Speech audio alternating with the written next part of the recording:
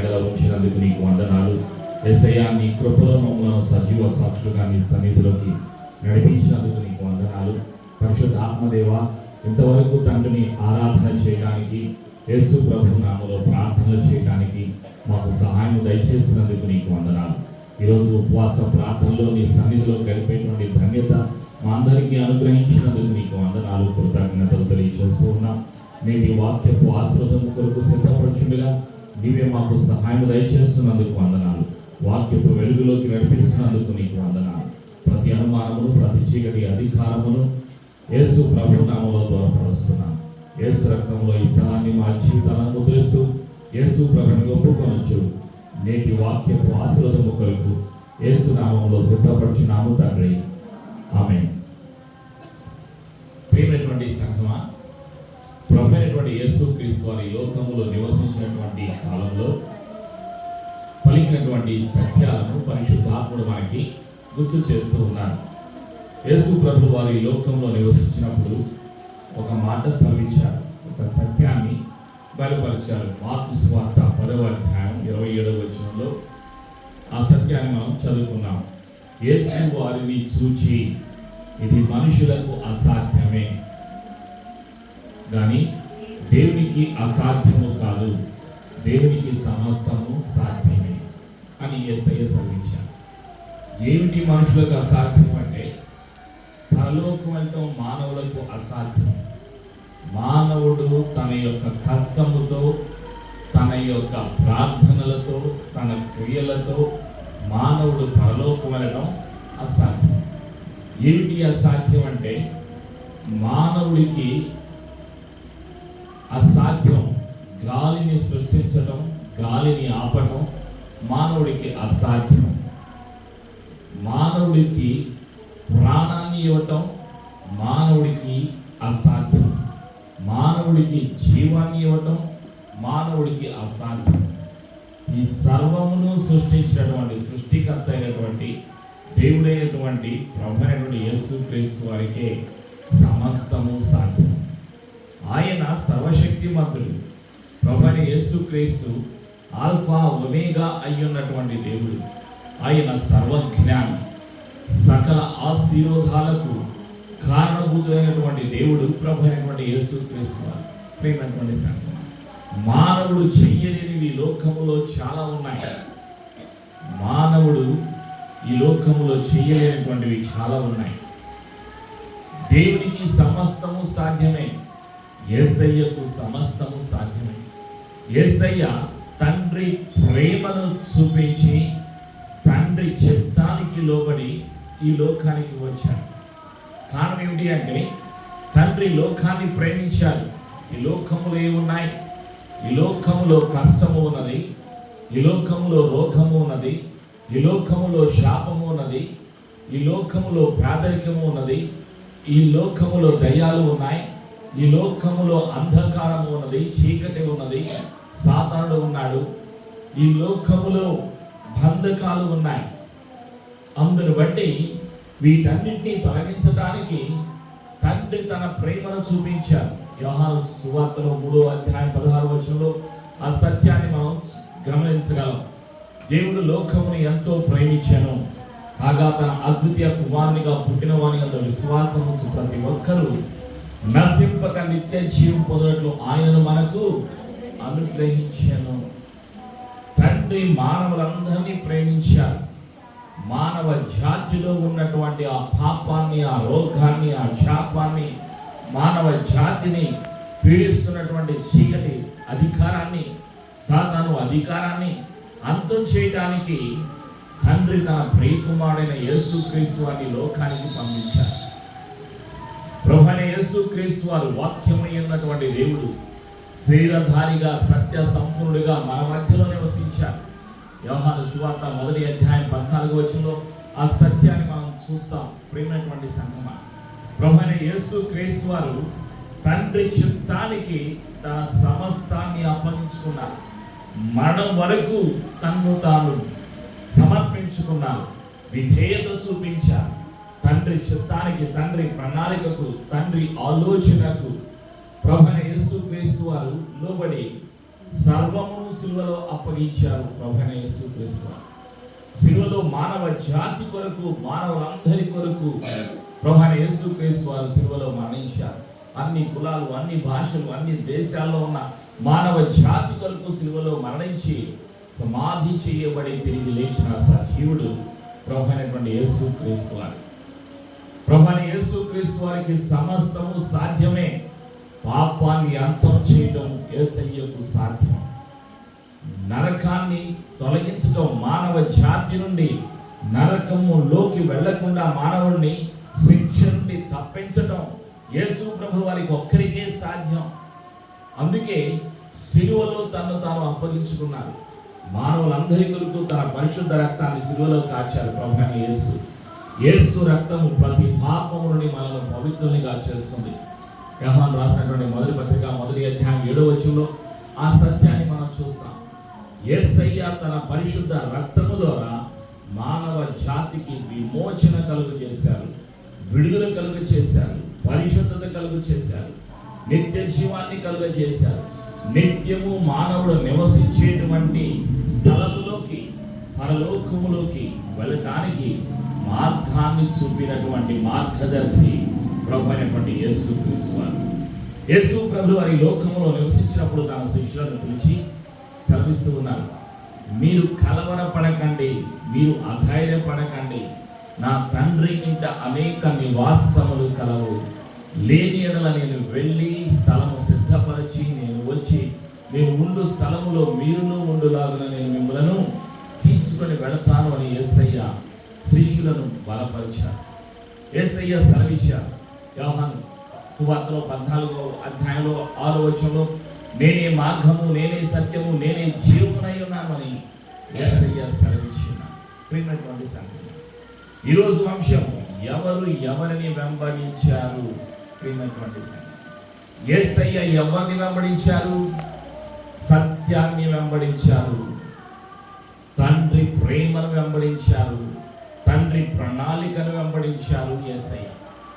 యేసయ్య ఈ లోకములో నివసించినటువంటి కాలంలో 33.5 సంవత్సరాలు యేసు ప్రభు వారి లోకములో నివసించారు. యేసు ప్రభు వారి లోకములో నివసించినప్పుడు యేసయ్యను కొందరు వెంబడించారు. ఎందుకు వెంబడించారో ఆ సత్యాన్ని మనం చూస్తాం. మత్తయి సువార్త 9వ అధ్యాయంలో మనం చూస్తాం. ఇక్కడ ఎవరిని మనం చూస్తున్నామంటే ఇద్దరు గుడ్డివారిని చూస్తున్నాం. వాళ్ళు యేసయ్యను వెంబడించారు. ఎందుకు వెంబడించారో కూడా ఇక్కడ రాయబడి ఉంది. ప్రియమైనటువంటి సంఘటన, వాళ్ళిద్దరూ కూడా గుడ్డివారు.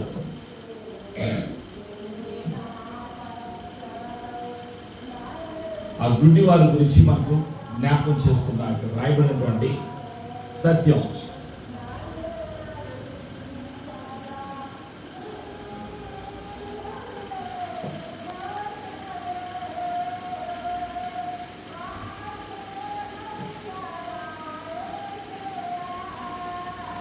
ఇద్దరు గుడ్డివారు ఈ లోకంలో ప్రభువైన యేసుక్రీస్తు వారిని వెంబడించారు.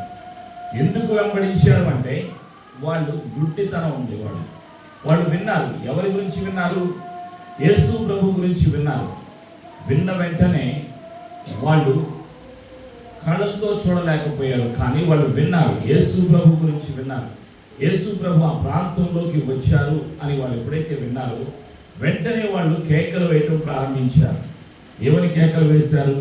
నజరేయుడైనటువంటి యేసు, మమ్మల్ని కరుణించమని వాళ్ళు కేకలు వేశారు.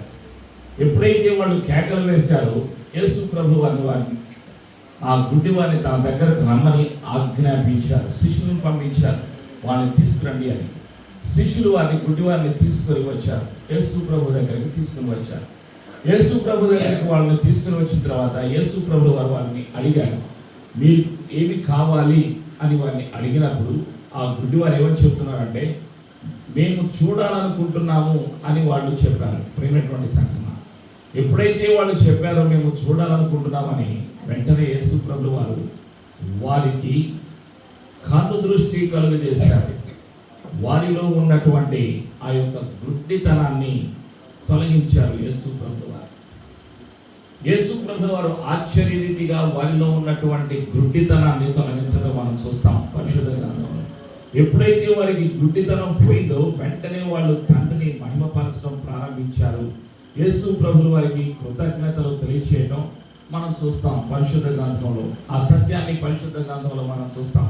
యేసు ప్రభువు వారు అనేక అద్భుతాలు చేశారు. ఈ లోకంలో నివసించినటువంటి కాలంలో గుడ్డి వారికి స్వస్థతను కలుగు చేశారు. మరొక స్థలంలో పుట్టుకతో గుడ్డి అయినటువంటి మరొక వ్యక్తిని మనం చూస్తాం. ఆ వ్యక్తి కూడా పరిశుద్ధ గ్రంథంలోనే మనం చూస్తాం. యోహాను సువార్త 9వ అధ్యాయంలో పుట్టుకతో గుడ్డివాడైనటువంటి ఒక వ్యక్తిని చూస్తాం. ఆయన మార్గమును పోవచ్చుండగా పుట్టు గుడ్డి అయిన యొక్క మనుషుడు కనబడింది. ఆయన శిష్యులు, బోధకుడా, వీడు గుడ్డివాడై పుట్టుటకు ఎవడు పాపము చేశాను, వీడా వీని కన్నవారా అని ఆయన అడుగగా, యేసు వీడైనను వీని కన్నవారైనను పాపము చేయలేదు, కానీ దేవుని క్రియలు వీని యందు ప్రత్యక్షపరచబడుటకే వీడు గుడ్డివాడుగా పుట్టెను. పగలున్నంత వరకు నన్ను పంపిన వారి క్రియలు మనం చేయుచుండవలను. రాత్రి వచ్చుచున్నది, అప్పుడు ఎవడనూ పని చేయలేను. నేను ఈ లోకములో ఉన్నప్పుడు లోకమునకు వెలుగునని చెప్పాను. ఆయన ఇట్లు చెప్పి నేల మీద ఉమ్మి వేసి ఉమ్మితో బురద చేసి వాని కన్నుల మీద ఆ బురద పూసి, నీవు సిలోయము కోనేటికి వెళ్ళి అందులో కడుగుకొనమని చెప్పాను. సిలోయమను మాటకు పంపబడిన వాడని అర్థం. వాడు వెళ్ళి కడుగుకొని చూపు గలవాడై వచ్చాను. కాబట్టి పొరుగు వారును వాడు భిక్షకుడని అంతకుముందు చూచిన వారును వీడు కూర్చుండి భిక్షమెత్తుకుని వాడు కాడా అనేది. వీడి అని కొందరును, వీడు కాడు వీని పోలి ఉన్న యొక్కడని మరికొందరును అనేది. వాడైతే నేనే అనెను. వారు నీ కన్నులు ఎలాగూ తెరవబడినని వారిని అడుగగా, వాడు యేసు అను ఒక మనుషుడు బురద చేసి నా కన్నుల మీద పోసి, నీవు సిలోయమను కోనేటికి వెళ్ళి కడుక్కొనమని నాతో చెప్పాను. నేను వెళ్ళి కడుక్కొని చూపు పొందితున్నాను. వారు ఆయన ఎక్కడనని అడుగగా, వాడు నేను ఎరుగనను. అంతకుముందు గుడ్డి అయి ఉండిన వారిని వారు పరిశీలన యొద్ద తీసుకొని పోయారు. ఇది జరిగినటువంటి సత్యం ఏమిటి? యేసు ప్రభుల వారికి అసాధ్యమైనది ఏమిటి? ఆయనకు అసాధ్యమైనది ఏది కూడా లేదు. మనుషులకు అసాధ్యం. మానవుడు గుడ్డిగా వాడుగా పుట్టితే, పుట్టుకతో గుడ్డివానిగా పుట్టితే మానవుడికి కనుచూపు మానవుడు ఎవ్వరూ కూడా ఇవ్వలేరు.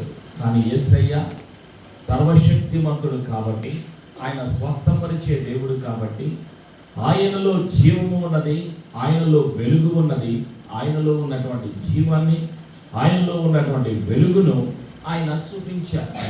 తండ్రి మహిమపరచబడటానికి, మానవులు విశ్వసించటానికి, మానవుల జీవితాల్లో వెలుగై ఉన్నటువంటి యేసుక్రీస్తు వారు తన యొక్క ఆశీర్వాదాన్ని బయలుపరిచారు, చూపించారు. ప్రేమటువంటి సంగమ మత్తయి సువార్త 9వ అధ్యాయంలో ఆ ఇద్దరు గుడ్డి వారి గురించి మనం చూస్తాం.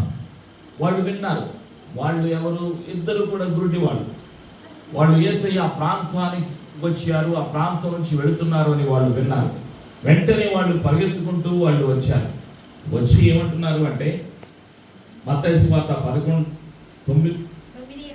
9:27 వచనంలో మనం చూస్తాం. 9వ అధ్యాయంలో 27వ వచనంలో, యేసు అక్కడుండి వెళ్ళుచుండగా ఇద్దరు గుడ్డివారు ఆయన వెంట వచ్చి, దావీదు కుమారుడా, మమ్మను కరుణించుమని కేకలు వేసిరి. ఆయన ఇంట ప్రవేశించిన తర్వాత గుడ్డివారు ఆయన ఎదురుకు వచ్చింది. యేసు, నేను ఇది చేయగలని మీరు నమ్ముచున్నారా అని వారిని అడుగగా, వారు నమ్ముచున్నాము ప్రభు అని ఆయనతో చెప్పి, అప్పుడు ఆయన వారి కన్నులు ముట్టి, మీ నమ్మిక చొప్పున మీకు కలుగును గాక అని చెప్పినంతలో వారి కన్నులు తెరవబడింది. అప్పుడు యేసు ఇది ఎవరికి తెలియకుండా చూచుకుని వారికి ఖండితముగా ఆజ్ఞాపించారు. అయినను వారు వెళ్ళి ఆ దేశమంతటా ఆయన కీర్తి ప్రచురము చేసిరి. ప్రియమైనటువంటి సంఘం, ఈ విధంగా మనం చూస్తున్నాం. గుడ్డి వారికి చూపును కలుగజేసినటువంటి సృష్టికర్త, వెలుగై ఉన్నటువంటి దేవుడు యేసు ప్రభువు వారు. ఆయనకు అసాధ్యమైనది ఏది కూడా లేదు. వాళ్ళు వెంబడించారు. వాళ్ళ సమస్య లో నుండి వాళ్ళు బయటికి రావాలి, వాళ్ళు గుడ్డితనము నుండి వాళ్ళు బయటికి రావాలి, లోకాన్ని చూడాలి, వెలుగును చూడాలి అనేటువంటి వారిలో ఒక ఆశ ఉన్నది, ఒక కోరిక ఉన్నది, ఒక పట్టుదల ఉన్నది. వాళ్ళు కళ్ళు లేవు కానీ వినగలిగారు. యేసు ప్రభు గురించి విన్నారు. యేసు ప్రభులు వారు అద్భుతాలు చేస్తున్నారు, ఆశ్చర్య కార్యాలు చేస్తున్నారు అని వాళ్ళు విన్నారు. విన్న వెంటనే వాళ్ళలో విశ్వాసం కలిగింది. యేసు ప్రభు ఏ ప్రాంతంలోకి వెళుతున్నారో, ఎక్కడికి వెళుతున్నారో వాళ్ళు తెలుసుకొని ఆ ప్రాంతానికి, యేసు ప్రభులు వారు ఉన్న స్థలానికి వాళ్ళు వచ్చారు. వచ్చి వాళ్ళలో ఉన్నటువంటి కోరికను తెలియచేశారు. యేసు ప్రభులు వారు అడిగారు, మీకేం కావాలి అని అడిగినప్పుడు వాళ్ళు చెప్పారు, మేము చూపును పొందాలి అనుకుంటున్నాము అని వాళ్ళు చెప్పారు. మేము నమ్ముచున్నాము అని చెప్పారు. వాళ్ళు ప్రేమైనటువంటి సంఘమా, ఎప్పుడైతే వాళ్ళు అన్నారో మేము నమ్ముచున్నాము అని చెప్పారో, మీ నమ్మిక చొప్పున మీకు కలుగును గాక అని యేసు ప్రభువు వారు ఆజ్ఞాపించారు. ఆయనలో శక్తి ఉన్నది, ఆయన మాటలో జీవము ఉన్నది, స్వస్థత ఉన్నది. ఆయన ఒక మాట చెప్పారు, మీ మాట చొప్పున, మీ నమ్మిక చొప్పున మీకు కలుగును గాక అని చెప్పిన వెంటనే వారికి కను దృష్టి కలిగింది. ప్రేమైనటువంటి సంఘటన, యేసు ప్రభు వారు సర్వశక్తిమంతుడు. మరొక సత్యాన్ని మనం చూస్తాం. ఒక ధనవంతుడు ఉన్నాడు. ఆ ధనవంతుడు లూకా సువార్తలో యేసు ప్రభు వారిని వెంబడిస్తూ ఉన్నాడు. ఎందుకు యేసు ప్రభుని వెంబడిస్తున్నాడు అంటే ఆ సత్యాన్ని కూడా మనం చూస్తాం. ఆయన ఈ లోకములో ఒక అధికారి, ఒక ధనవంతుడు. లూకా సువార్త 18వ అధ్యాయంలో 18వ వచనంలో మనం చూస్తాం. ఒక అధికారి, ఒక ధనవంతుడు. ఒక అధికారి ఆయనను చూచి, సద్బోధకుడా, నిత్య జీవమునకు వారసుడనగుటకు నేనేమి చేయవలెనని ఆయనను అడిగాను. అందుకు యేసు, నేను సత్పురుషుడనని ఎలా చెప్పుచున్నావు? దేవుడు ఒక్కడే తప్ప మరి ఎవడునూ సత్పురుషుడు కాడు. వ్యభిచరింపవద్దు, నరహత్య చేయవద్దు, దొంగిలవద్దు, అబద్ధ సాక్ష్యము పలుకవద్దు, నీ తల్లిదండ్రులను సన్మానింపుమని ఆజ్ఞలను ఎరుగుదువు కదా అని ఆయనతో చెప్పాను. అందుకు అతడు, బాల్యము నుండి వీటన్నిటిని అనుసరించుతూనే ఉన్నానని. యేసు విని, నీకింకా ఒకటి కొదువుగా ఉన్నది, నీకు కలిగినవన్నీ అమ్మి పేదలకేమో, అప్పుడు పరలోకమందు నీకు ధనము కలుగును. నీవు వచ్చి నన్ను వెంబడింపుమని అతనితో చెప్పాను. అతడు మిక్కిలి ధనవంతుడు కనుక ఈ మాటలు విని మిక్కిలి వ్యసనపడగా, యేసు అతని చూచి, ఆస్తి గల వారు దేవుని రాజ్యంలో ప్రవేశించడం ఎంతో దుర్లభము. ధనవంతుడు దేవుని రాజ్యంలో ప్రవేశించడం కంటే సూది వెచ్చములో వంటి దూరుట సులభమని చెప్పాను. ఇది వినిన వారు, అలాగైతే ఎవడు రక్షణ పొందగలని అడుగగా, ఆయన, మనుషులకు అసాధ్యములైనవి దేవునికి సాధ్యములని చెప్పాను. మనుషులకు అసాధ్యమైనది ఏమిటి? మానవుడు తన స్వశక్తితో, తన జ్ఞానముతో, తన ఆలోచనతో, తన క్రియలతో రక్షణ పొందుకోలేదు, పరలోకానికి చేరలేదు. కానీ దేవునికి సాధ్యం. అదే సత్యాన్ని యేసు ప్రభు వారు సెలవిస్తారు. ఇక్కడ ఈ ధనవంతుడికి ఒకటి కొద్దుగా ఉంది. ఏమిటి? తను ఆజ్ఞలను పాటిస్తున్నాను అన్నాడు, చిన్నతనం నుండి పాటిస్తున్నాను అన్నాడు. అయితే తన హృదయంలో ఉన్నది ఏమిటి అంటే ధనము అనేటువంటి విగ్రహారాధన. ధనాన్ని ఎక్కువగా ప్రేమించాడు. అందుకే యేసయ్య మాట అనగానే, నీ దగ్గర ఉన్నటువంటి ఆ ధనాన్ని అంతా అమ్మి వేసి నన్ను వెంబడించుము అన్న వెంటనే తను బాధపడ్డాడు, దుఃఖపడ్డాడు. వెంటనే తను వెళ్ళిపోయాడు. మిక్కిలి వ్యసనపడి వెళ్ళిపోయాడు. ఏమైనటువంటి సంగతి? అతను ఎవరిని వెంబడించాడు? యేసయ్యను వెంబడించలేదు, ధనాన్ని వెంబడించాడు. ధనాన్ని ప్రేమించాడు. ధనమే సమస్తము అని ఆలోచించాడు. ధనాన్ని వెంబడించి వెళ్ళిపోయాడు. ప్రియమైనటువంటి సంగతి, మరొక స్థలంలో మనం చూస్తాం. మార్కు సువార్తలో ఒక గొప్ప జన సమూహాన్ని చూస్తాం. వాళ్ళు వెంబడించారు. ఎవరిని వెంబడించారు? యేసు ప్రభుని వెంబడించారు. ఎందుకు వెంబడించారో ఆ సత్యాన్ని ఇక్కడ మార్కు సువార్తలో పరిశుద్ధాత్ముడు మనకి గుర్తు చేస్తూ ఉన్నాడు. మార్కు సువార్తలో 3వ అధ్యాయంలో మనం చూస్తున్నాం. మార్కు సువార్త 3వ అధ్యాయంలో 7వ వచనం నుండి మనం చూసినప్పుడు, యేసు తన శిష్యులతో కూడా సముద్రమునొద్దకు వెళ్ళగా గలిలయ నుండి వచ్చిన గొప్ప జన సమూహము ఆయనను వెంబడించాను. గొప్ప జన సమూహం ఎందుకు వెంబడిస్తున్నారు అంటే చూడాలని ఆశపడ్డారు. యేసు ప్రభు వారు చేసేటువంటి ఆశ్చర్య కార్యాలను చూడాలని ఆశపడ్డారు. యేసయ్య చెప్పేటువంటి మాటలను వినాలనేటువంటి ఆశపడ్డారు. అందుకే యేసు ప్రభువుని వెంబడిస్తూ ఉన్నారు. ఎంతమంది? గొప్ప జన సమూహము ఆయనను వెంబడించారు. ఆయన ఇన్ని గొప్ప కార్యములు చేయిస్తున్నాడని విని జనులు యూదయ నుండి, యెరూషలేము నుండి, ఇదుమాయ నుండి, యోర్దాను అవతల నుండి, తూరు సీదోను అనే పట్టణ ప్రాంతముల నుండి ఆయన యొద్దకు గుంపులుగా వచ్చిరి. జనులు గుంపులుగా చూచి వారు తనకు ఇరుకు కలిగింపకున్నట్లు చిన్న దోణి ఒకటి తనకు సిద్ధపరిచి ఉంచవలని ఆయన తన శిష్యులతో చెప్పారు. ఆయన అనేకులను స్వస్థపరిచను గనుక రోగపీడితులైన వారందరూ ఆయనను ముట్టుకొనవలని ఆయన మీద పడుచుండేది. అపవిత్రాత్మలు పట్టిన వారు ఆయనను చూడగానే ఆయన ఎదుట సాగిలపడి, నీవు దేవుడవని, దేవుని కుమారుడవని చెప్పుచూ కేకలు వేసిరి. తను ప్రసిద్ధి చేయవద్దని ఆయన వారికి ఖండితముగా ఆజ్ఞాపించాను. అనేక మంది వెంబడించారు. ఎందుకు వెంబడించారు? యేసయ్య చేసేటువంటి ఆశ్చర్య కార్యాలను చూడటానికి, యేసు ప్రభు వారు చెప్పేటువంటి మాటలను వినటానికి యేసు ప్రభు దగ్గర వారిని వెంబడించారు. యేసయ్య దగ్గరకు అనేక మంది రోగులను తీసుకుని వచ్చారు. వాళ్ళందరినీ కూడా యేసు ప్రభు వారు స్వస్థపరిచారు. దయ్యాలు చేత పీడించబడిన వారిని తీసుకుని వచ్చారు. యేసు ప్రభుల వారు ఆ అపవిత్రాత్మలు పట్టిన వారిలో ఉన్నటువంటి అపవిత్రాత్మను, దయ్యాన్ని ఆజ్ఞాపించగానే ఆ దయ్యాలన్నీ కూడా వెళ్ళిపోయాయి. వాళ్ళకు విడుదల కలిగింది. యేసు ప్రభు వారి యొక్క మాట ద్వారా వారి జీవితాలకు విడుదల కలిగింది. యేసు ప్రభు వారికి వచ్చిన వారందరికీ కూడా నెమ్మది కలిగింది, స్వస్థత కలిగింది, ఆరోగ్యము కలిగింది, ఆశీర్వాదము కలిగింది. ప్రియమైనటువంటి సంగతి, ఈ విధంగా అనేక మంది అనేక ప్రాంతాల నుండి యేసు ప్రభు వారిని వెంబడిస్తూ ఉన్నారు.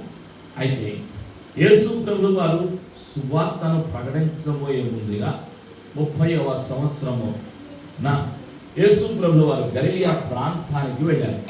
అక్కడికి వెళ్ళిన తర్వాత అక్కడ జాలలు పట్టేటువంటి వారిని చూశారు. వారిని చూసి యేసు ప్రభు వారు అన్నటువంటి మాట వారితో మాట్లాడుతూ ఉన్నారు. యేసు ప్రభు వారు ఆ జాలలకి తెలియదు, యేసు ఎవరో వాళ్ళకి తెలియదు, యేసు ప్రభు గురించి వాళ్ళు వినలేదు. కానీ వాళ్ళు ఎవరో వచ్చారు మాట్లాడుతున్నారు అని వాళ్ళు అనుకున్నారు. వాళ్ళు రాత్రంతా కూడా చేపలు పట్టుకోవటానికి వెళ్ళారు. ఏమి దొరకలేదు. తెల్లవారుజామున వాళ్ళు ఒడ్డున, సముద్రపు ఒడ్డున వలలు కడుక్కుంటూ ఉన్నారు.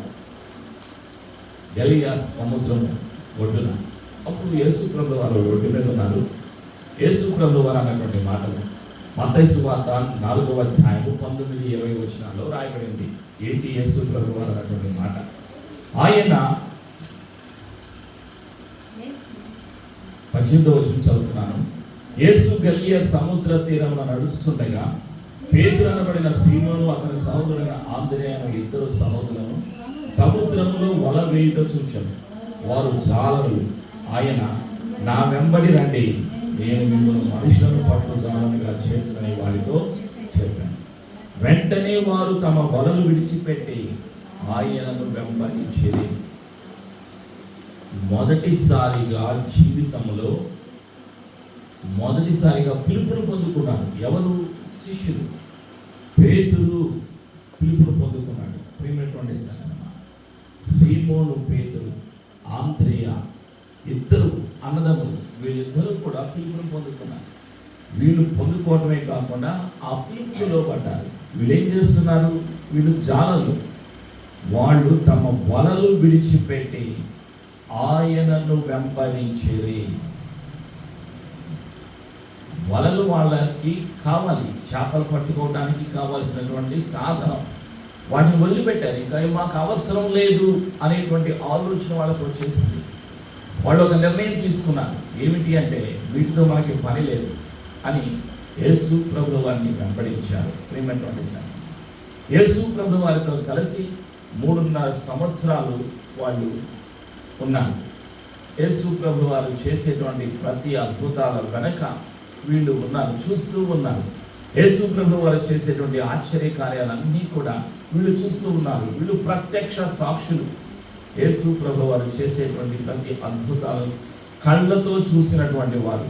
వీళ్ళు ఎన్నుకోబడినటువంటి వారు, ఏర్పాటు చేయబడినటువంటి వారు. వీళ్ళ కళ్ళతో చూశారు.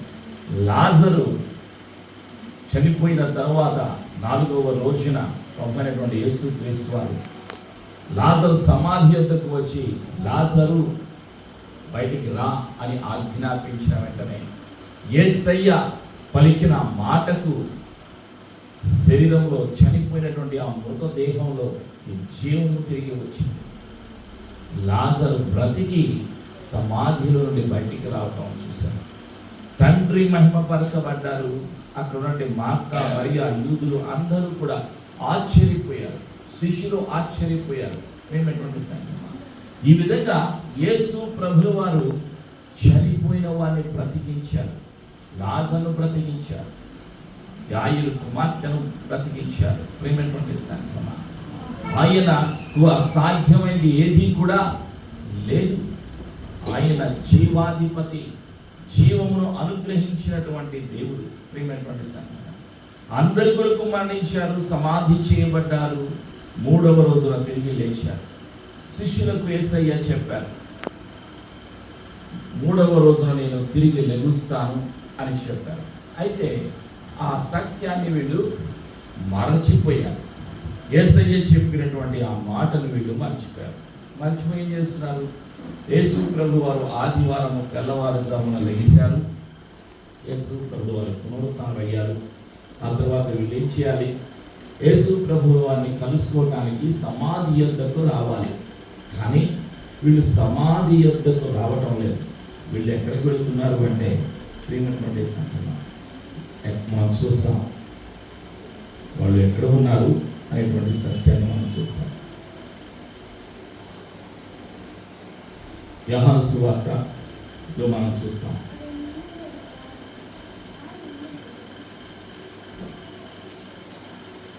యోహాను సువార్తలో 20వ అధ్యాయంలో మనం చూసేటువంటి సత్యం ఏమిటంటే, 24 నుంచి మనం చదివినప్పుడు, యేసు వచ్చినప్పుడు 12 మందిలో ఒక్కడైనా దిదుమ అనబడిన తోమా వారితో లేకపోయిన కనుక తక్కిన శిష్యులు మేము ప్రభువును సూచితమని అతనితో చెప్పగా, అతడు నేను ఆయన చేతులలో మేకులను గుర్తును చూచి నా వేలు ఆ మేకుల గుర్తులో పెట్టి నా చెయ్యి ఆయన ప్రక్కలో ఉంచితేనే కానీ నమ్మనని వారితో చెప్పాను. మిగిలిన శిష్యులు మేము చూసాము, యేసు ప్రభు వారు సజీవంగా ఉన్నారు, పునరుత్థానుడు అయ్యారని చెబితే, ఈ యొక్క తోమా ఏమంటున్నాడు? నేను నమ్మను అంటున్నాడు. అప్పుడు యేసు ప్రభు వారు ఏమన్నారంటే, 8 దినములైన తర్వాత ఆయన శిష్యులు మరలా లోపల ఉన్నప్పుడు తోమా వారితో కూడా ఉండేది. తలుపులు మూయబడి ఉండగా యేసు వచ్చి మధ్యను నిలిచి, మీకు సమాధానము కలుగును గాక అని. తర్వాత తోమాను చూచి, ఈ వేలు ఇటు చాచి నా చేతులు చూడము, నీ చెయ్యి చాచి నా ప్రక్కలో ఉంచి అవిశ్వాసిని కాక విశ్వాసివై ఉండుమని. అందుకు తోమా ఆయనతో, నా ప్రభువా నా దేవా అని.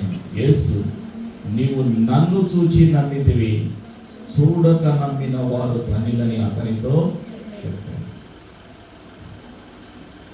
మిగిలిన శిష్యులు చెప్పారు, యేసు ప్రభుల వారిని మేము చూసాము, ఆయన పునరుత్థానుడు అంటే నమ్మలేదు. మళ్ళీ యేసు ప్రభు వారు తనకు కనిపించి, ఇప్పుడు చూడు, నీ యొక్క చెయ్యి నా గాయాల మీద ఉంచు, నా ప్రక్కల ముఖ మీద ఉంచు అని తాకు అని చెప్పి యేసయ్య అంటున్నారు, చూసి నమ్మిన వారి కన్నా చూడక నమ్మిన వారు ధన్యులని చెప్పారు. ప్రియమైనటువంటి సంగమా, ఎప్పుడు ఈయనకి నమ్మకం కలిగింది? వినటం ద్వారా నమ్మకం కలగలేదు, చూడటం ద్వారా, తాకటం ద్వారా నమ్మకం కలిగింది. ప్రియమైనటువంటి సంగమా, యేసయ్యను ఇక్కడ ఏం చేస్తున్నాడు? యేసయ్య మిగిలిన శిష్యులందరూ చెప్పిన మాట నమ్మలేదు, అంగీకరించలేదు. దానిలో నమ్మకం లేదు, విశ్వాసము లేదు. ప్రియమైనటువంటి సంగతి, దేవునికి కావలసింది ఏమిటి అంటే నమ్మకము. ఆయన మనలో చూసేది ఏమిటి అంటే నమ్మకము. ప్రియమైనటువంటి సంగతి, ఇది శిష్యులలో ఉన్నటువంటి పరిస్థితి. ఇంకా మనం చూస్తూ ఉన్నప్పుడు ఏమిటి అంటే యోహాను సువార్త 21వ అధ్యాయంలో మరొక సత్యాన్ని మనం చూస్తాం. 21వ అధ్యాయంలో ఏంటి మనం చూస్తున్నామంటే, ఇక్కడ 7 శిష్యులు యేసు ప్రభు వారు పునరుత్థానుడైన తర్వాత వాళ్ళు ఒకటే ఆలోచన. ఏమిటి ఆలోచన అంటే, మన కుటుంబాలను పోషించుకోవాలి కాబట్టి మనం చేపలు పట్టుకోవడానికి వెళదామని వాళ్ళు బయలుదేరి వాళ్ళు వలలు తీసుకొని సముద్రంలోకి వెళ్ళిపోయి రాత్రంతా కూడా కష్టపడ్డారు. కానీ వాళ్ళకి చేపలు దొరకలేదు, ఒక్కటి కూడా దొరకలేదు. ఇంకప్పుడు వాళ్ళు తిరిగి ఒడ్డుకి వస్తూ ఉన్నారు. ఇంకా చీకటిగానే ఉన్నది, తెల్లవారుజామున వస్తూ ఉన్నారు. అప్పుడు ఒడ్డు మీద ఎవరున్నారు? యేసు ప్రభువు వారు ఉన్నారు. వాళ్ళు గుర్తుపట్టలేదు, ఒకటి చీకటిగా ఉంది, వాళ్ళు గుర్తుపట్టలేదు. యేసు ప్రభువు వారు ఏమన్నారంటే, యోహాను సువార్త 21వ అధ్యాయంలో మనం చూస్తాం.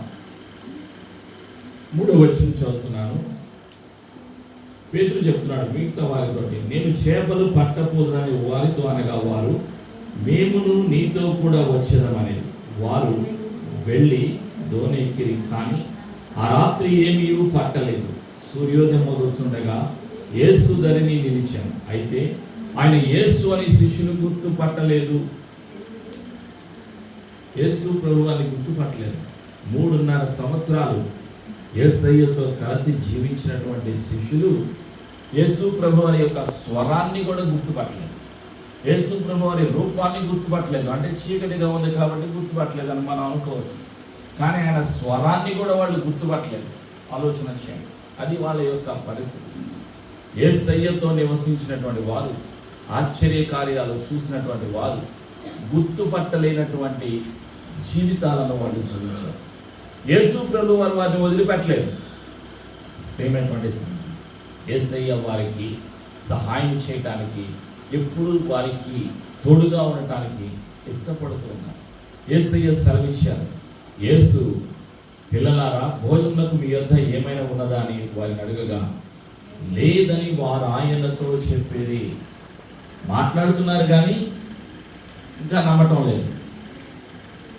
అప్పుడు ఆయన దోణి కుడి ప్రక్కన వలవేయుడి మీకు దొరుకునని చెప్పాడు. గనుక వారు అలాగు చేయగా చేపలు విస్తారముగా పడినందున వల లాగలేకపోయింది.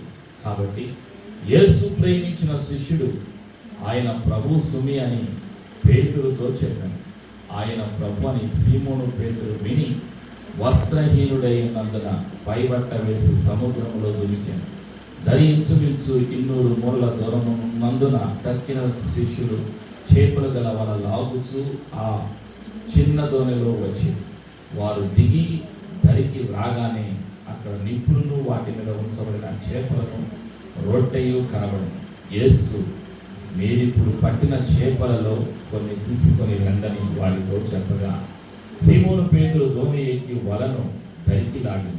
అది 153 గొప్ప చేపలతో నిండి ఉండెను. చేపలు అంత విస్తారముగా పడినను వల పిగలలేదు. యేసు, రండి భోజనము చేయడని వారితో చెప్పాను. ఆయన ప్రభు అని వారికి తెలిసినందున నీవెవడవని శిష్యులలో ఎవడను ఆయనను అడుగ తెగింపలేదు. యేసు వచ్చి ఆ రొట్టెను తీసుకొని వారికి పంచిపెట్టెను. అలాగే చేపలను కూడా పంచిపెట్టెను. యేసు మృతులలో నుండి లేచిన తరువాత శిష్యులకు ప్రత్యక్షమైనది ఇది 3వ సారి. వీళ్ళలో ఆందోళన, భయము, అనుమానం, కష్టము అన్నీ ఉన్నాయి. వాటన్నిటి నుండి వారిని విడిపించటానికి, వారిని ధైర్యపరచడానికి, వారు చేయవలసినటువంటి పని వారికి గుర్తు చేయటానికి యేసు ప్రభు వారు మరలా వాళ్ళకి కనిపిస్తూ ఉన్నారు, బయలుపరుస్తూ ఉన్నారు. రొట్టెను విరిచిన తర్వాత, చేపలు రొట్టెను వాళ్ళకి ఇచ్చిన తర్వాత అప్పుడు వాళ్ళ యొక్క ఆత్మీయ నేత్రాలు తెరవబడ్డాయి. వాళ్ళు ఇంకా అప్పటి వరకు వాళ్ళు గుడ్డితనంలోనే ఉన్నారు. పోయినటువంటి సంగతి ఆత్మీయ గుడ్డితనంలోనే ఉండిపోయేవాళ్ళు, నమ్మన్నటువంటి స్థితిలో ఉన్నారు. ఎప్పుడైతే రొట్టెను విరిచి వారి చేతిలో పెట్టారో వాళ్ళ యొక్క నేత్రాలు తెరవబడ్డాయి. వాళ్ళప్పుడు గుర్తించగలిగారు. ఇది 3వసారి యేసు ప్రభు వారు వారికి ప్రత్యక్షమైంది. మృతుల నుండి లేచిన తర్వాత యేసు ప్రభు వారు. అప్పుడు యేసు ప్రభు వారు వాళ్ళతో ఏమని చెప్తున్నారంటే, మీరు వెళ్ళండి. ఎక్కడికి వెళ్ళాలి?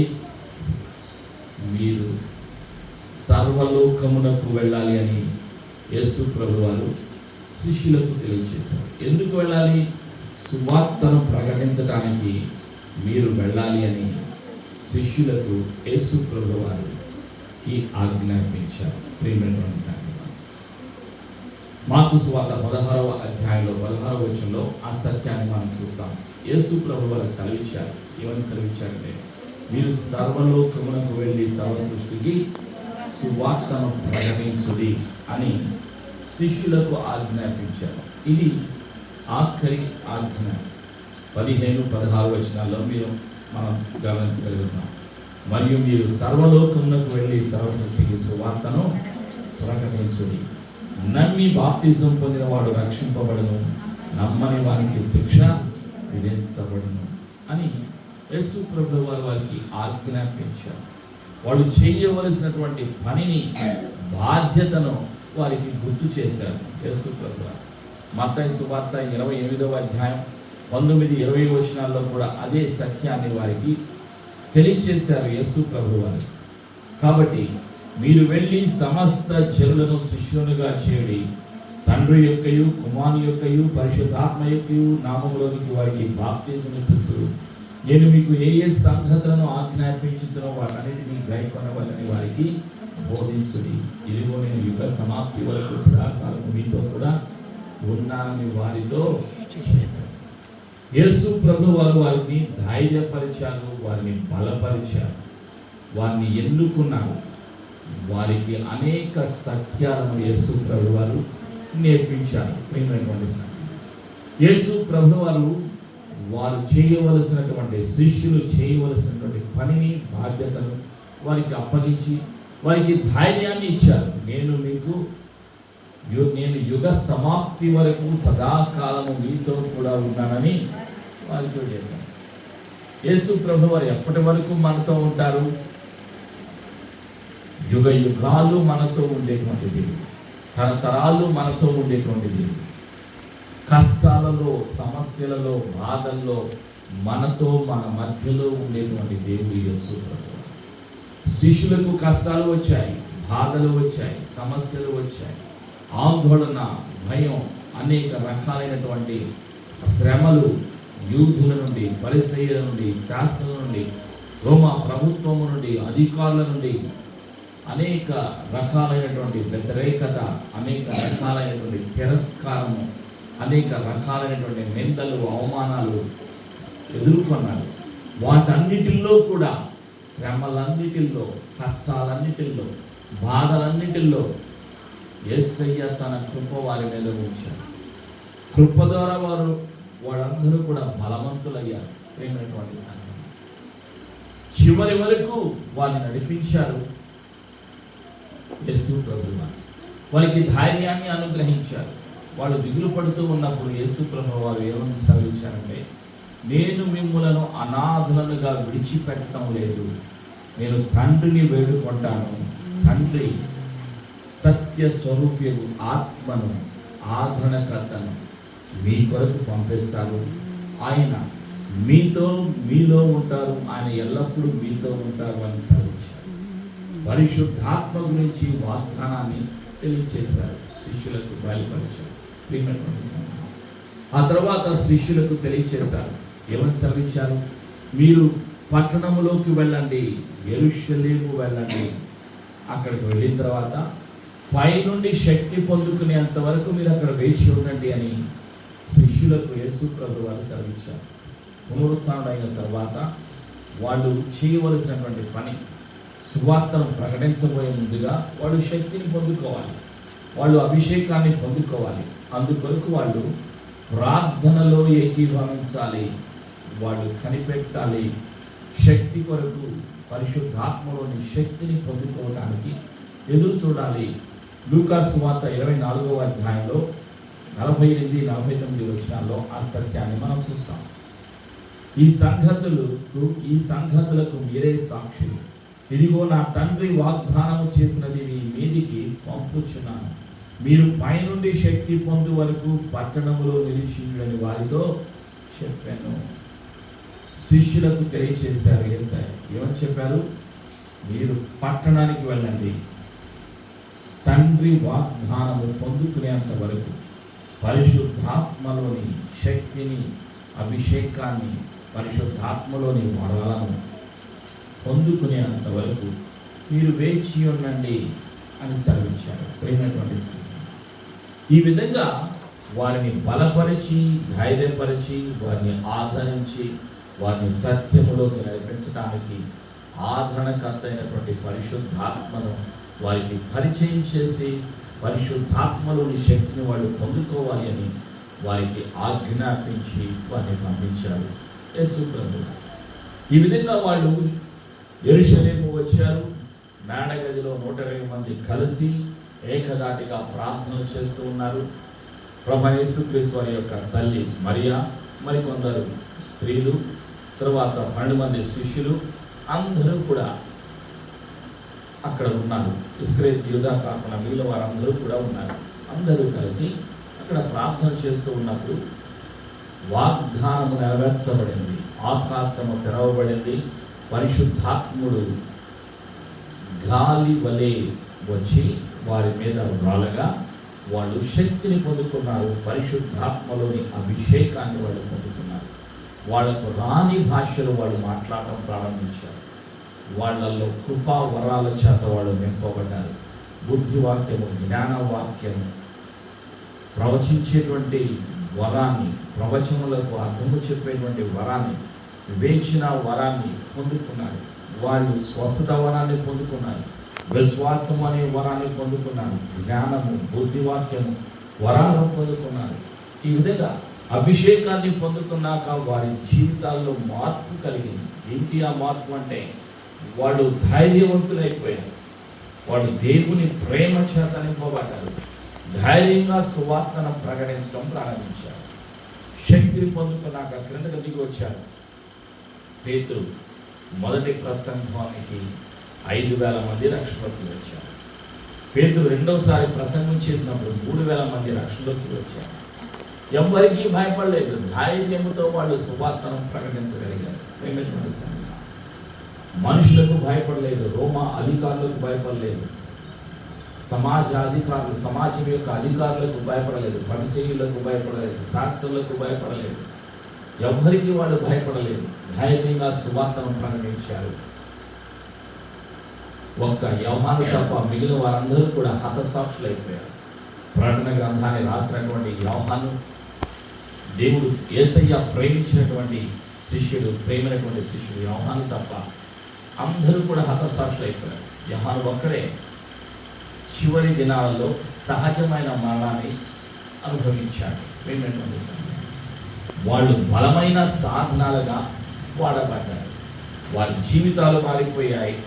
ప్రపంచాన్ని కళ్ళకిందులు చేసేటువంటి సత్యాన్ని, ప్రపంచానికి కావలసినటువంటి సత్యాన్ని, జీవాన్ని, యేసయ్య చూపినటువంటి మార్గాన్ని వాళ్ళు ప్రకటించారు. యేసయ్య కొరకు వాళ్ళు జీవించారు. హతసాక్షులయ్యారు. ప్రియమైనటువంటి సంగతి, ఈరోజు పరిశుద్ధాత్ముడు మీ నుండి నా నుండి ఏం కోరుకుంటున్నారు అంటే, మొదటిగా మనం విశ్వాసము కలిగి జీవించాలి.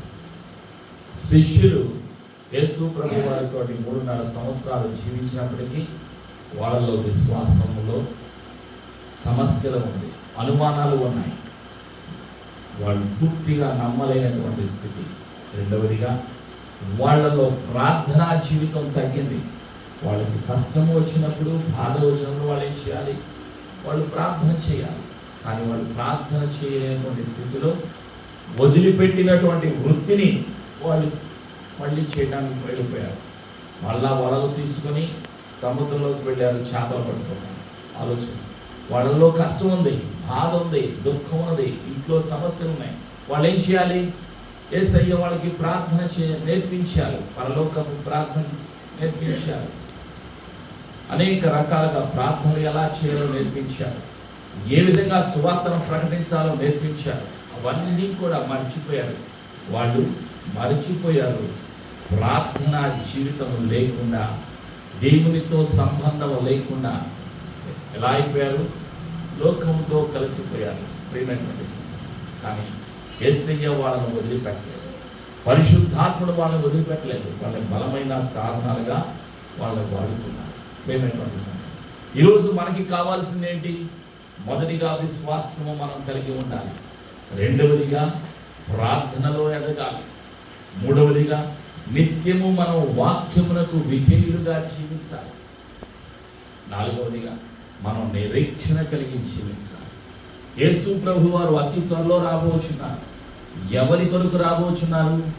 సార్వత్రిక సంఘము కొరకు ప్రభువైన యేసుక్రీస్తు వారు రెండవసారి రాబోచున్నారు. ఆయన వెతుకుతున్నారు. ఎవరు ఎవరిని వెంబడిస్తున్నారు? ఆలోచించండి. ధనవంతుడు యేసు ప్రభు దగ్గరికి వచ్చారు. కారణం ఏంటి? ఆయనకి తెలుసు, మోషే ధర్మశాస్త్రం తెలుసు, 10 ఆజ్ఞలు తెలుసు. కానీ ఆయన హృదయములో లేదు ఏమిటి? ప్రేమ లేదు, విశ్వాసము లేదు, విధేయత లేదు. యేసు ప్రభువు చెప్పినటువంటి మాటల్లో సత్యం అది. యేసేమన్నారు? నీకు ఒకటి కొదువుగా ఉన్నది. ఏమిటి ఆ ఒకటి?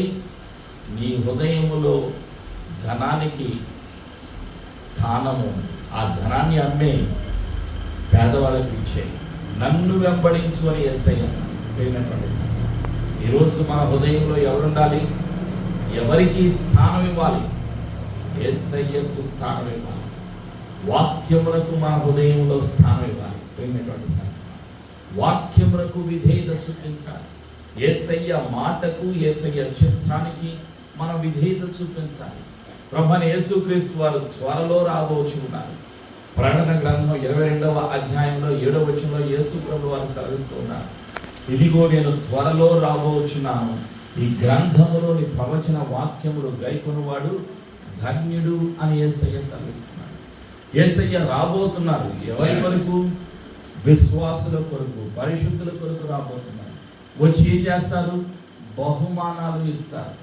నీవు చేసిన ప్రార్థనకు, నీవు ఆత్మల సంపాదన కొరకు చేసినటువంటి పని కొరకు, త్యాగము కొరకు, నీవు చేసినటువంటి సువార్త పని కొరకు, దేవుని రాజ్యం కొరకు నీవు పడినటువంటి కష్టానికి తగిన ప్రతిఫలాన్ని నీకు ఇవ్వటానికి, విశ్వాసులకు బహుమానాలు ఇవ్వటానికి ఆయన తిరిగి రాబోతూ ఉన్నారు.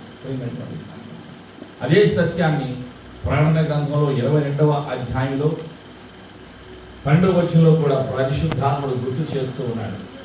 ఇదిగో త్వరగా వచ్చుచున్నాను, వాని క్రియ చొప్పున ప్రతి వానికి ఇచ్చుటకు నేను సిద్ధపరిచిన జీతము నా యొద్ద ఉన్నది. యేసయ్య దగ్గర జీతము ఉన్నది, బహుమానాలు ఉన్నాయి. బహుమానాలు తీసుకుని యేసు ప్రభువు వారు రెండవసారి రాబోతున్నారు.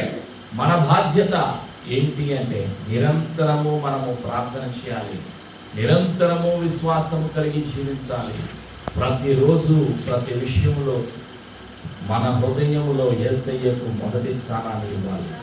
విధేయత కలిగిన విశ్వాసులుగా, నశించిపోతున్నటువంటి ఆత్మల యొక్క భారము కలిగిన విశ్వాసులుగా ప్రార్థనా జీవితాన్ని మనం కొనసాగిస్తూ, యేసు ప్రభు వారి యొక్క రాకడ కొరకు నిరీక్షణ కలిగి మనం జీవిస్తూ, యేసయ్య యొక్క ప్రేమను, యేసు ప్రభు వారి యొక్క పునరుత్థానమునకు సాక్షులుగా మీరు నేను జీవించాలి అన్నది దేవుని యొక్క సంకల్పం. ప్రేమైనటువంటి సంకల్పం. పరిశుద్ధాత్ముడు అభిషేకాన్ని దేని కొరకు ఇస్తారు?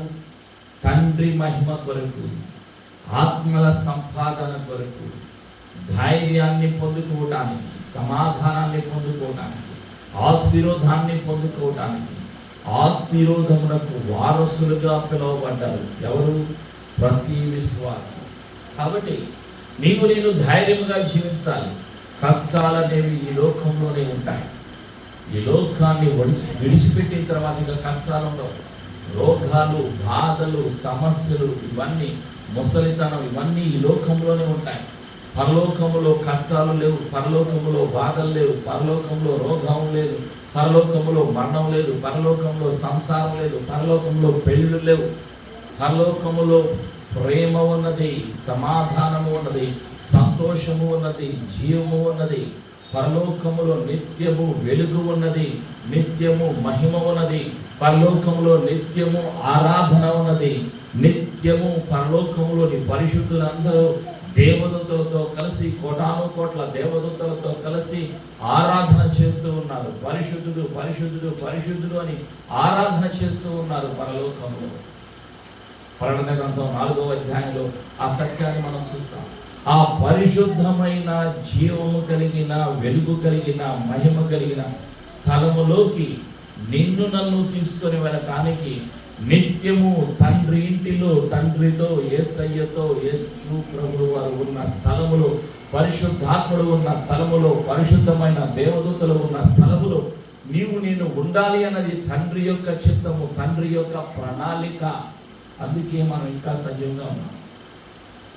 ఎందుకు మనం ఇంకా సజీవంగా ఉన్నామంటే తండ్రి ప్రేమను ప్రకటించడానికి, తండ్రి పనిని జరిగించటానికి, తండ్రి రాజ్యము కొరకు మనము జీవించాలి. యేసయ్య రాజ్యము కొరకు, సత్యము కొరకు జీవించాలి. అందుకొరకే మనం ఇంకా సజీవంగా ఉన్నాం. ఈ లోకంలో అనేక వేల మంది, లక్షల కోట్ల మంది చనిపోతూ ఉన్నారు. రక్షణ లేకుండా చనిపోతూ ఉన్నారు.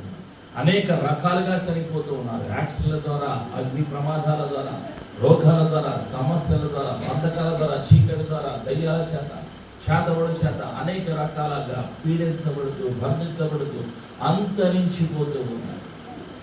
అనేక మంది అంతరించిపోతున్నారు. అయితే మనము చెయ్యవలసింది ఏమిటి అంటే ప్రభువైన యేసుక్రీస్తు వారు సెలవిస్తున్నారు. కోత విస్తారమే కానీ పనివారు వధువుగా ఉన్నారు. మనల్ని ఇంకా ఎందుకు సజీవంగా యేసయ్య ఉంచారు అంటే ఆయన పని చేయాలి. అందుకే మనం ఇంకా సజీవంగా ఉన్నాం. ప్రియమైనటువంటి సంగతి, అదే పరిశుద్ధాత్ముడు గుర్తు చేస్తున్నారు. ఆయన చూస్తూ ఉన్నాడు ఎవరిని వెంబడిస్తున్నారు. ఇప్పటి వరకు మనం ఎవరిని వెంబడించాం, ఇక ముందు మనం ఎవరిని వెంబడించాలో మనం ఒక నిర్ణయం తీసుకోవాలి. ప్రియమైనటువంటి సంగతి, చక్కగా మంచి ఉద్యోగం చేస్తూ ఉండేవాడిని.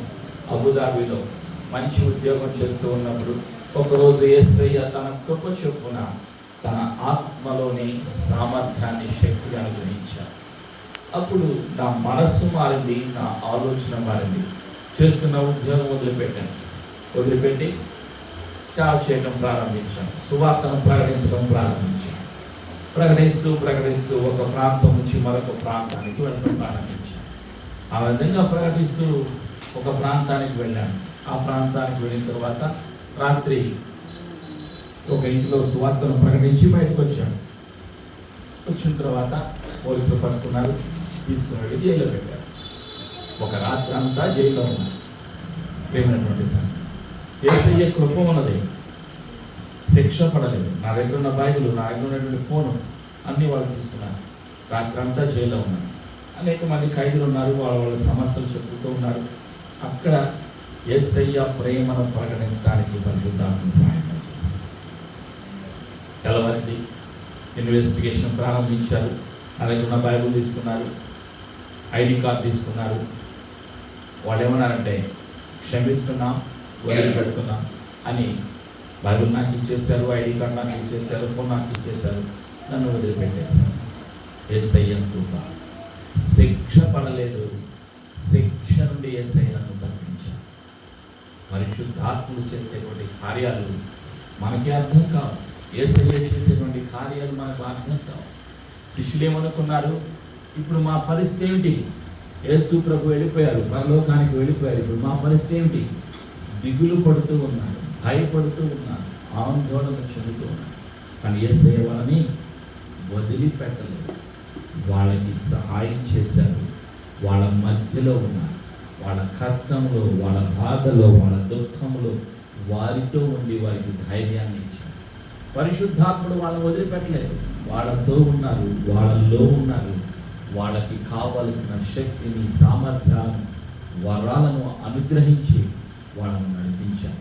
బలమైన సాధనాలుగా వాళ్ళ వాళ్ళు. ఇప్పుడు ఎవరి వంతు? మీ వంతు, నా వంతు. ప్రియమైనటువంటి సంఘం, ఇప్పుడు మనం వెంబడించాలి. ఎవరిని వెంబడించాలి? యేసు ప్రభువుని వెంబడించాలి. ఆ విధంగా గల్ఫ్ దేశం నుంచి ఆఫ్రికా వెళ్ళాను. ఆఫ్రికా వెళ్ళిన తర్వాత సువార్తను ప్రకటిస్తూ ఉన్నాను. పోయిన సంవత్సరం చక్కగా సువార్తను ప్రకటించాను. ఆ దేశం పేరు సియరా లియోన్లో సువార్తను ప్రకటించాను. అక్కడ ఒక టీంతో వెళ్ళాం. 800 మందికి ట్రైనింగ్ ఇవ్వడం జరిగింది.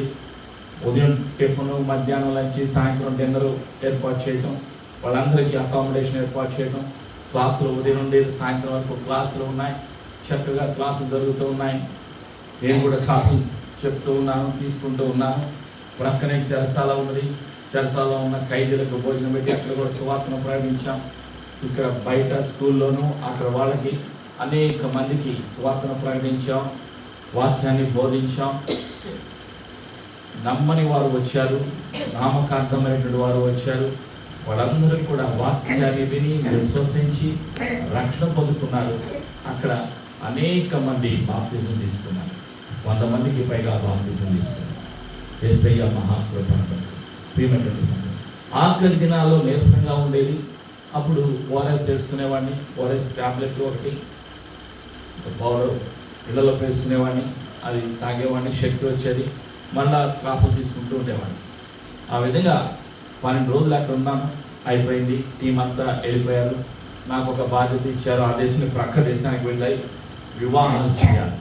అక్కడ ఏంటంటే వివాహాలు ఏంటంటే ఇక్కడలాగా చక్కగా వివాహాలు న్యాయబద్ధంగా చేసుకోరు. వాళ్ళు పెళ్ళి కాకుండానే కలిసి జీవిస్తారు, పిల్లల్ని కంటారు.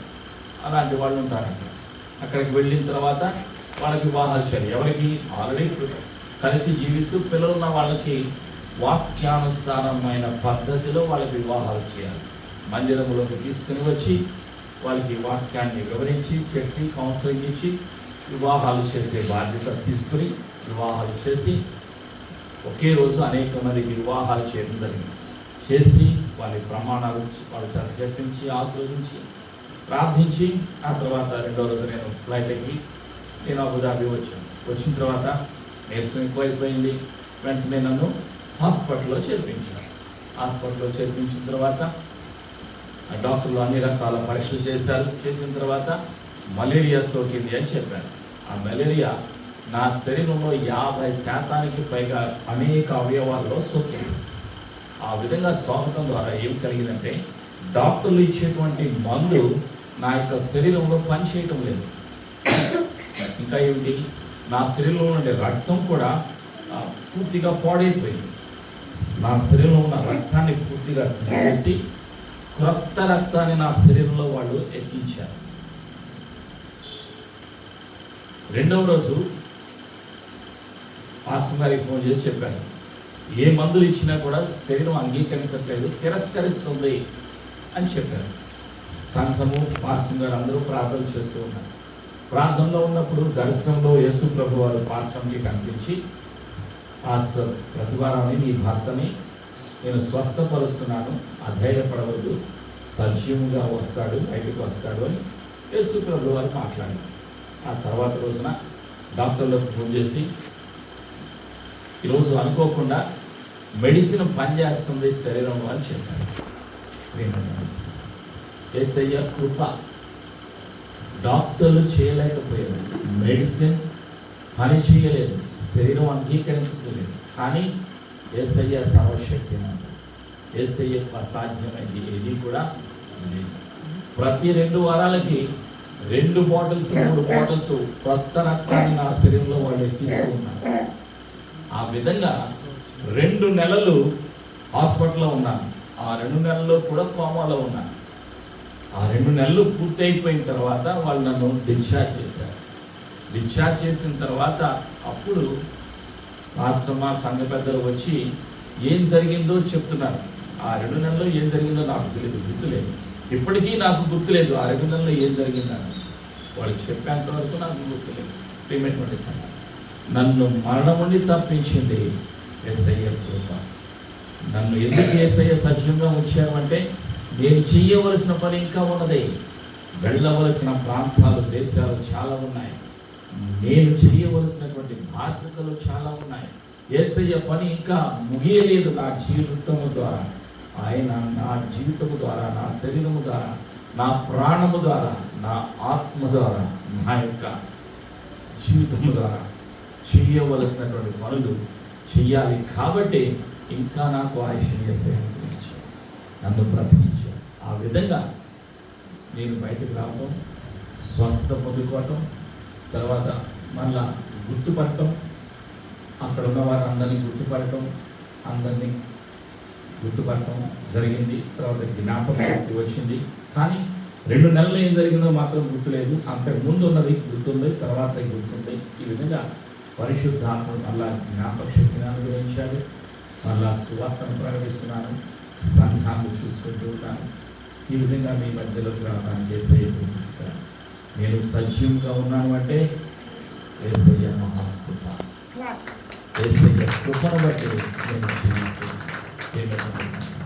మనమంతా ఇంకా ఎందుకు సజీవంగా ఉన్నాము అంటే, ఆయన కృపలో మనము ఇంకా ఎదగాలి, విశ్వాసములో ఎదగాలి, పరిశుద్ధతలో ఎదగాలి, జ్ఞానములో ఎదగాలి, ఆయన ఆశీర్వాదములో ఎదగాలి.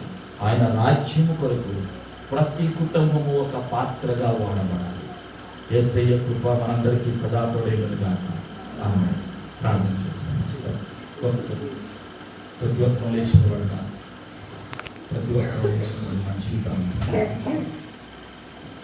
ప్రేమైనటువంటి సంఘమా, ఇంతవరకు పరిశుద్ధాత్ముడు చెప్పమన్నటువంటి మాటలు ప్రేరేపణ ఇచ్చి మీతో చెప్పమన్న ప్రతి మాట చెప్పడానికి పరిశుద్ధాత్ముడు బయలుపరిచిన ప్రతి మాటను బట్టి కృతజ్ఞతలు తెలియజేశారు. ఎవరిని వెంబడించుతున్నారు? ఈ లోకములో వాళ్ళు అనేక రకాలుగా లోకాన్ని వెంబడిస్తున్నారు, లోకములో ఉన్న వాటిని వెంబడిస్తున్నారు. కానీ యేసయ్య పిల్లలమైన మీరు నేను కూడా వెంబడించాలి, సత్యమును వెంబడించాలి, జీవమును వెంబడించాలి, యేసయ్య ప్రేమను వెంబడించాలి, యేసయ్యను వెంబడించాలి, పరిశుద్ధాత్మ సహాయమును వెంబడించాలి. ఇదే దేవుడు మన నుండి కోరుకుంటున్నాడు. ప్రేమైనటువంటి సంఘమా, మన జీవితాలను సమర్పించుకున్నాం, ఒక తీర్మానం చేసుకున్నాం. యేసయ్య, నా హృదయంలో మొదటి స్థానం నీకు ఇస్తాను యేసు ప్రభువా. ఆ రోజు ధనవంతుడు వచ్చి నేను ఈ ఆజ్ఞలన్నీ పాటిస్తున్నాను అని సెలవిచ్చాడు. కానీ యేసయ్య, నీ ఒక్క మాట అన్నావు, నీకు ఒకటి కొదువుగా ఉన్నది అని సెలవిచ్చావు. యేసయ్య, యేసు ప్రభువా, మా హృదయములో ఉన్న కొదువ ఏమిటో, ఆ ఒక్క కొదువ ఏమిటో, కొరత ఏమిటో నీకు తెలుసు యేసు ప్రభువా. ఆ కొరతలన్నీ కూడా తీసివేసే దేవుడవు, ఆ సమస్యలన్నీ తీసివేసే దేవుడవు యేసు ప్రభువా. నీకు అసాధ్యమైంది ఏది కూడా లేదు యేసు ప్రభువా. పరిశుద్ధమైన జీవితము జీవించలేనటువంటి స్థితి నుండి నీ కృప చూపి నీ పరిశుద్ధ రక్తాన్ని శిలువలో కాచావు. నీ పరిశుద్ధమైన రక్తము ద్వారా అనుగ్రహించావు. పరిశుద్ధతను, పవిత్రతను, నీతిని, జీవమును, విమోచనను నీవు అనుగ్రహించావు. నీకు వందనాలయ్యా. నీ బిడ్డగా ఈరోజు ఒక నిర్ణయం తీసుకుంటున్నావు. బ్రతుకుట క్రీస్తే, చావైతే లాభం. యేసయ్య, నీ కొరకు జీవించడానికి, నీ ప్రేమను ప్రకటించడానికి నేను ఇంకా ఎందుకు సజీవుగా ఉన్నానో గుర్తు చేసినందుకు నీకు వందనాలు. యేసు ప్రభువా, నీ సహాయం దయచేస్తున్నందుకు నీకు వందనాలు. నీ బిడ్డ జీవితాలలో ఉన్న ప్రతి కష్టము, ప్రతి బాధ, ప్రతి సమస్య, కుటుంబంలో జీవితంలో ఉన్న ప్రతి సమస్య యేసు ప్రభు నామములో తొలగిపోవును గాక. విడుదల యేసు ప్రభు శక్తిగల నామములో కలుగును గాక. యేసు ప్రభు పరిశుద్ధ రక్తము ద్వారా విడుదల కలుగును గాక. ప్రతి బంధకము, ప్రతి చీకటి అధికారం యేసు ప్రభు నామములో తొలగిపోవును గాక అని ప్రకటిస్తూ ఉన్నాను. నీ సమృద్ధి చేత నీ బిడ్డ జీవితాలను నింపుచున్నందుకు వందనాలు. నీ ప్రేమ చేత, నీ కృప చేత, నీ స్వస్థత చేత, నీ ఆశీర్వాదముతో నీ బిడ్డను నింపుచున్నందుకు నీకు వందనాలు. ఒక తీర్మానపు ప్రార్థన చేసుకున్నాం, ఒప్పుకోలు ప్రార్థన.